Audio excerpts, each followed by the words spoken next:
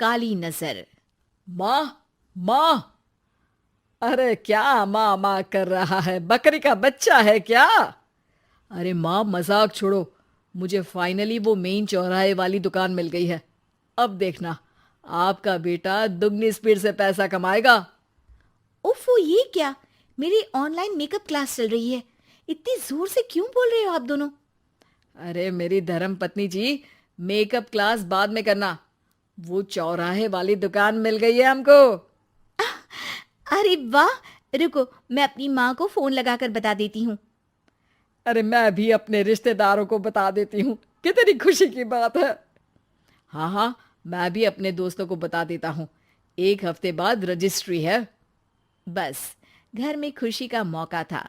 उन तीनों ने अपने अपने फोन उठाए और लोगों में बात फैलाना शुरू कर दिया।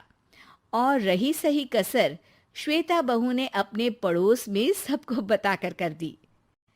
अरे वर्मा आंटी, अब हम भी जल्दी कार ले लेंगे। घर का रेनोवेशन होगा और ठाट से रहेंगे हम भी। अरे, ऐसा क्या हुआ? लॉटरी बाटरी लग गई है क्या? अरे, इस बार चौराहे वाली मॉल में हमको भी दुकान मिल गई है। दुकान नंबर 21, जो एकदम चौराहे पर है। अब ग्राहक बढ़ेंगे तो आमदनी भी बढ़ेगी ही ना। अरे वाह, कितनी खुशी की बात है। मैं बहुत खुश हूँ तुम्हें इतना खुश देख के।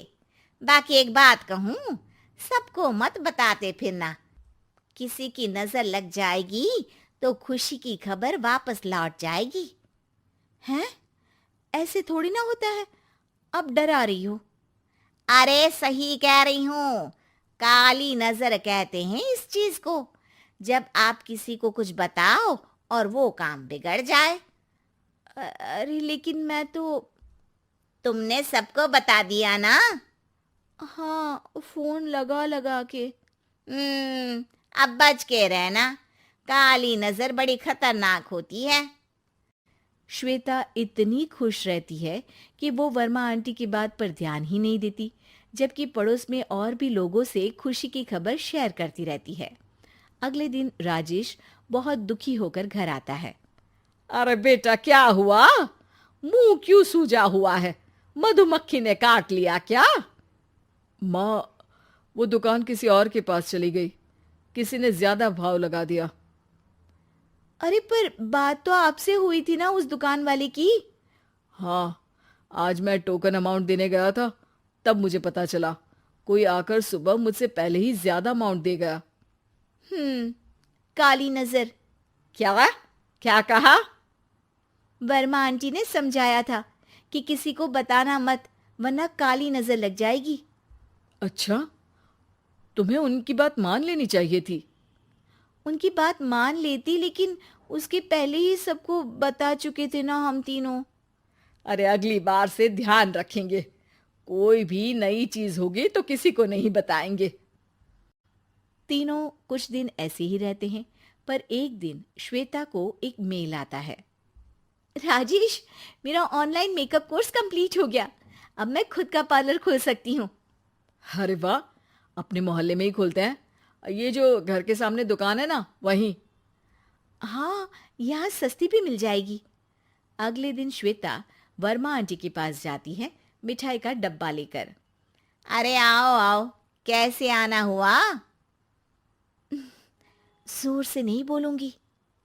वो सामने वाली दुकान है ना, वहां मैं अपनी पार्लर की दुकान खोलने वाली हूँ। उसकी मिठाई है। अरे वाह, बहुत बधाई हो तुमको। हाँ, मैं कमाने लगूंगी तो राजेश पर पूरे घर का बोझ नहीं रहेगा ना आंटी जी। ये तो है। पर ये बता कि तूने ये बात किसी और को तो नहीं बताई ना? अरे नहीं नहीं, पिछली बार गलती कर दी थी। काली नजर लगी किसी की और राजेश के हाथ से वो दुकान चली गई थी। सबको मत बताना। चलो मैं चलती हूँ, कल दुकान की बात करने भी तो जाना है।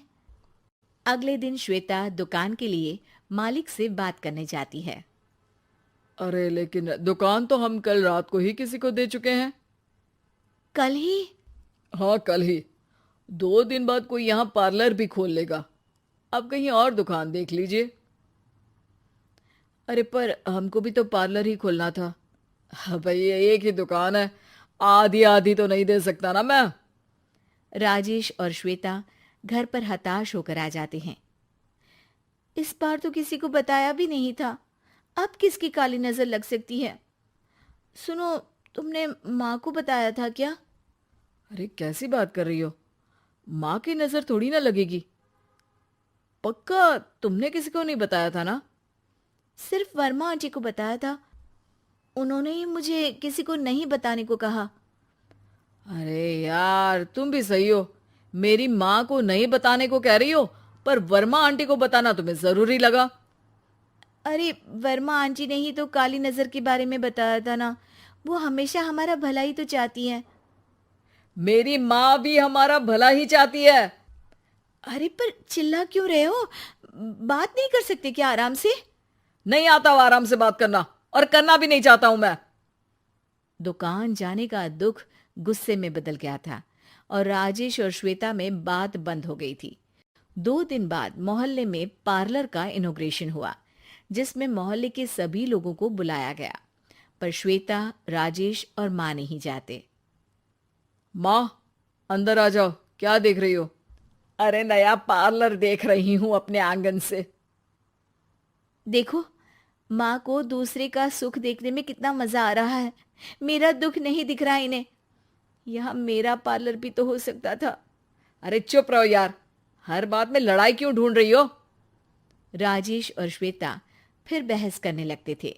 तभी माँ ने दोनों को बाहर बुलाया।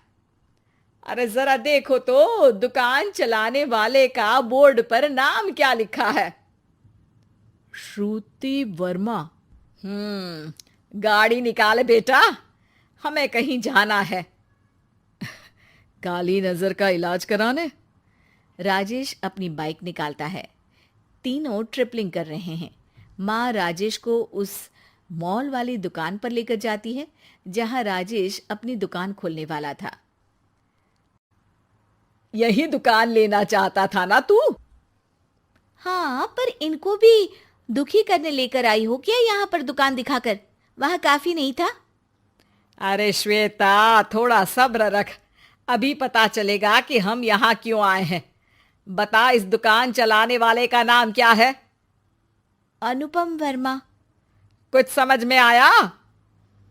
वो दुकान वाली श्रुति वर्मा, ये दुकान वाला अनुपम वर्मा, और हमारे पड़ोस में हमने उस दुकानों के बारे में बताया किसको था? अब वर्मा आंटी को। मतलब वर्मा आंटी ही हमारा काम बिगाड़ रही है? नहीं नहीं, ऐसा नहीं हो सकता, ये बस इत्तेफाक है।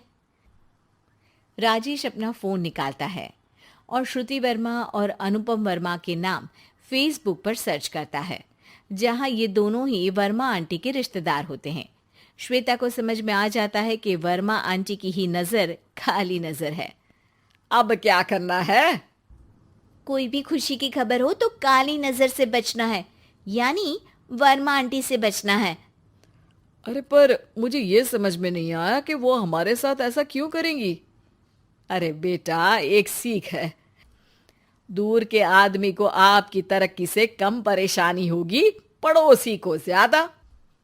दोनों माँ की बात में हामी भरते हैं और अगला काम चुपचाप करने की कसम खाते हैं, ताकि आगे से वर्मा आंटी कोई काम ना बिगाड़ सके।